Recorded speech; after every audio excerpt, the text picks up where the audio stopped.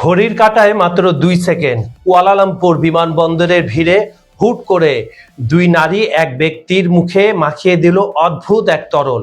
সবাই ভাবলো এটা কোনো মজার প্র্যাঙ্ক শো, কিন্তু না, কয়েক মিনিটের মধ্যে গঙ্গাতে গঙ্গাতে মারা গেলেন সেই ব্যক্তি। তিনি আর কেউ নন, উত্তর কোরিয়ার রাজপুত্র কিম জং নাম, যার হত্যার নির্দেশ দিয়েছিলেন তারই আপন ভাই কিম জন উন। কেন একজন শাসক তার ভাইকে এভাবে জনসম্মুখে মারতে চাইলেন? কিম জন উন কি কেবল একজন রক্তপিপাসু স্বৈর শাসক, নাকি আধুনিক বিশ্বের এক তুখোর গডফাদার? আজ আমরা প্রবেশ করব পিয়ংইয়ং এর সেই দুর্ভেদ্য দেয়ালে, যেখানে বাস্তবতা কল্পনার চেয়েও অনেক বেশি ভয়ঙ্কর। অনেকে তাকে কেবল একজন রক্তপিপাসু স্বৈরশাসক মনে করেন, কিন্তু বিশ্লেষকরা বলছেন কিম জন উন আসলে আধুনিক বিশ্বের এক তুখোর খেলোয়াড়, যাকে আমরা গডফাদার বলি, যার সাম্রাজ্য টিকে আছে সাইবার হ্যাকিং, জাল টাকা আর মাটির নিচে গোপন এক অন্ধকার জগতের উপর। আজ খবর সংযোগের বিশেষ আয়োজন জিও পলিটিক্যালে আমরা পিয়ংইয়ং এর সেই দুর্ভেদ্য দেয়াল ভেদ করব, যেখানে বাস্তবতা যে কোনো হলিউড মুভির চেয়েও ভয়ঙ্কর এবং রহস্যময়। কিম কি সত্যি একজন নেতা, নাকি এক অদৃশ্য অপরাধ জগতের সম্রাট? চলুন গভীরে যাওয়া যাক। কিম জং উন হলেন কিম রাজবংশের তৃতীয় প্রজন্মের শাসক। বিশ্লেষকরা তাকে তুলনা করেন হলিউডের গডফাদার মুভির মাইকেল কার্নিয়নের সাথে। মাইকেল যেমন চেয়েছিলেন তার পরিবারের অপরাধে পরিচয় মুছে একজন বৈধ ব্যবসায়ী হতে, কিমও তাই চেয়েছিলেন। তিনি চান বিশ্ব তাকে একজন আধুনিক নেতা হিসাবে দেখুক, জানুক এবং সেভাবে বিচার করুক। কিন্তু সমস্যা হলো, উত্তর কোরিয়া রাষ্ট্র হিসাবে চলে একটি বিশাল ক্রিমিনাল কার্টেলের মতো। অবৈধ অস্ত্র ব্যবসা, সাইবার হ্যাকিং, মাদক ও জাল মুদ্রা। এই পিগি ব্যাংক ছাড়া কিমের শাসন টিকে থাকা অসম্ভব।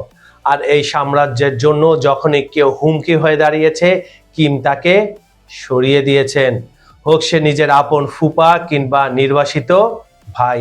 কিম জন উনের এই নিষ্ঠুরতার বীজ বপন করা হয়েছিল তার শৈশবেই।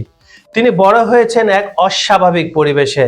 তার খেলার সাথেই সমবয়সী কোনো শিশু ছিল না, ছিল 30 থেকে 40 বছর বয়সী সশস্ত্র বডিগার্ড।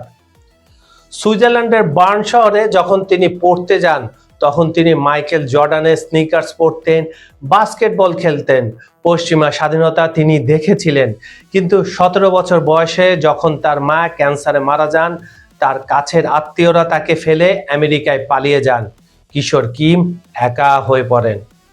সেই পরিত্যক্ত হওয়ার ট্রমা তাকে আজীবন এক গভীর অবিশ্বাসের মধ্যে ঠেলে দিয়েছে, যাকে বলা হয় প্যানোরামা। সেই প্যানোরামা এতটাই প্রবল যে কিম আজও বিদেশ ভ্রমণে নিজের পোর্টেবল টয়লেট সাথে নিয়ে রাখেন, কারণ তিনি ভয় পান বিদেশি গোয়েন্দা সংস্থা তার মলমূত্র পরীক্ষা করে তার স্বাস্থ্যের গোপন তথ্য জেনে ফেলবে। কিম জানেন স্যাটেলাইট তাকে সারাক্ষণ পর্যবেক্ষণ করছে, ফলো করছে।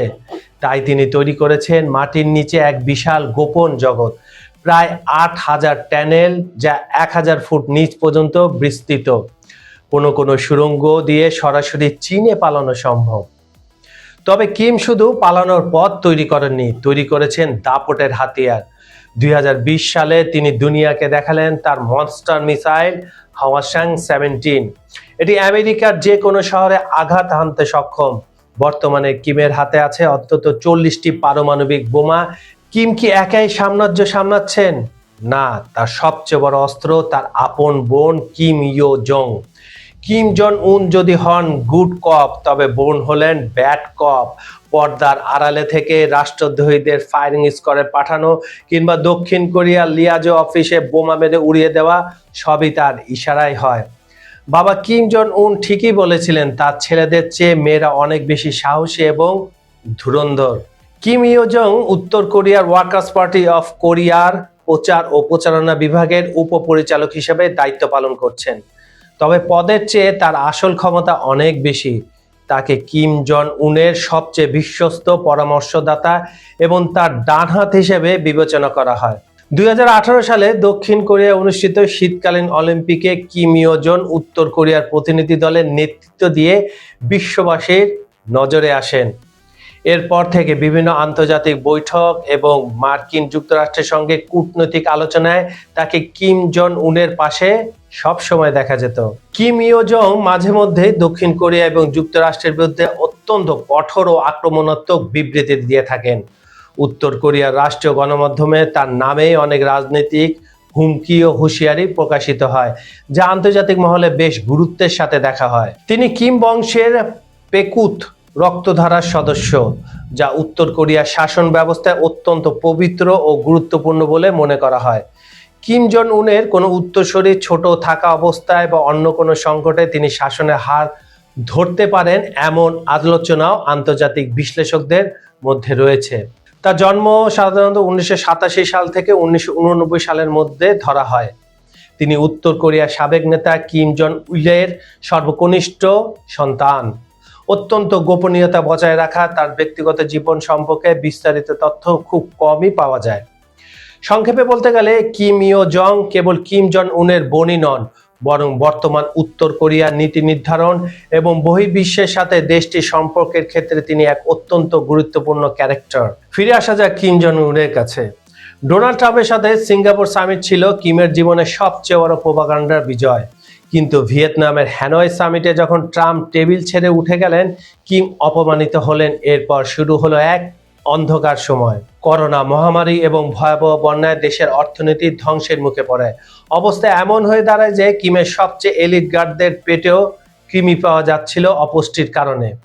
2020 সালের এক ভাষণে কিমকে কাঁদতে দেখা গিয়েছিল। তিনি জনগণের কাছে ক্ষমা চেয়েছিলেন। এরপর রাশিয়ার ভ্লাদিমির পুতিন এবং চীনের শি জিনপিং কোরিয়াকে অর্থনৈতিকভাবে অনেক স্বাবলম্বী করে তোলে।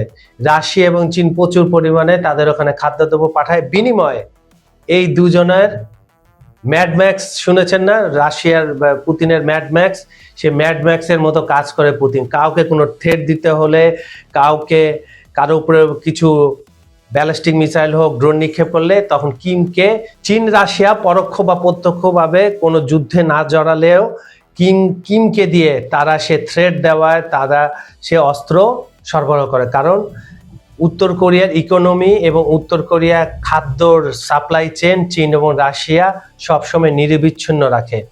এবং সর্বশেষ ইরান যুদ্ধে অনেক ক্ষেত্রে উত্তর কোরিয়া রাশিয়া এবং চীনের হয়ে অস্ত্র সাহায্য করছে। এটা একদম পানির মতো পরিষ্কার। প্রিয় বন্ধুরা, একটি ঘোষণা। আপনার ব্যবসা বা প্রতিষ্ঠানকে আরো বড় পরিসরে পৌঁছে দিতে চান? আপনার ব্র্যান্ডকে তুলে ধরুন হাজার হাজার মানুষের সামনে সহজেই, দ্রুতই।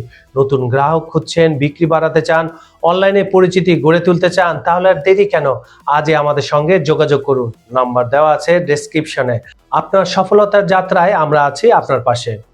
আমাদের ভিডিওগুলো আপনারা পৃথিবীর কোন প্রান্ত থেকে দেখছেন কমেন্টে জানিয়ে দিন। বন্ধুরা, কিন্তু আসল প্রশ্নটা অন্য জায়গায়। কিম জন উন কি শুধুই একজন একনায়ক, নাকি তিনি বিশ্ব রাজনীতির দাবার বটে এমন এক খেলোয়াড় যার পরবর্তী চালটি ধ্বংস করে দিতে পারে পুরো পৃথিবীকে? যে মানুষটি নিজের ভাইকে প্রকাশ্যে হত্যা নীল নকশা করতে পারে বলে কথিত রয়েছে, তিনি কি পারবেন তার দেশের অভুক্ত মানুষের কান্না থামাতে? তিনি আর কিছু পারুক না পারুক, তিনি পারমাণবিক অস্ত্র তৈরি করেছেন, যার জন্য সে লুটেরা পশ্চিমারা তার দিকে চোখ দিতে ভয় পায়। অনেকে বলেন কিমের এই সাম্রাজ্য তাসের ঘরের মতো, যা যে কোনো সময় ধসে পড়বে। আবার কেউ মনে করেন মাটির নিচে সে গোপন টানেলে তিনি তৈরি করছেন এমন এক মরণাস্ত্র যার সামনে মাথা নত করতে বাধ্য হবে খোদ আমেরিকাও। আপনার কি মনে হয়, কিম জন উন কি সত্যি একজন দেশপ্রেমিক নেতা, নাকি ইতিহাসের সবচেয়ে ভয়ঙ্কর গডফাদার? তার এই পরমাণু অস্ত্রের ঝনঝনানি কি তৃতীয় বিশ্বযুদ্ধের সংকেত?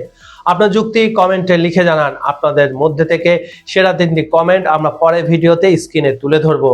আর হ্যাঁ, পিয়ংইয়ং এর সেই রহস্যময় টানেল বা কিম ইও জং এর পরবর্তী মিশন সম্পর্কে জানতে চাইলে এখনই ভিডিওটি শেয়ার দিন এবং খবর সংযোগে সাবস্ক্রাইব করে বেল আইকনটি চেপে রাখুন। কারণ অন্ধকার জগতের এমন কিছু তথ্য আমাদের হাতে এসেছে যা পরের ভিডিওতে আপনাদের মেরুদণ্ড কাঁপন ধরিয়ে দেবে। সত্যের সন্ধানে ইতিহাসের বাঁকে আমরা থাকবো আপনার সাথে। আজকের মতো আমি কাজল হায়দার বিদায় নিচ্ছি। দেখা হবে পিয়ংইয়ং এর পরবর্তী কোনো ভয়ঙ্কর সমীকরণ নিয়ে। ততক্ষণ পর্যন্ত সাবধানে থাকুন, চোখ রাখুন খবর সংযোগে। আল্লাহ হাফেজ।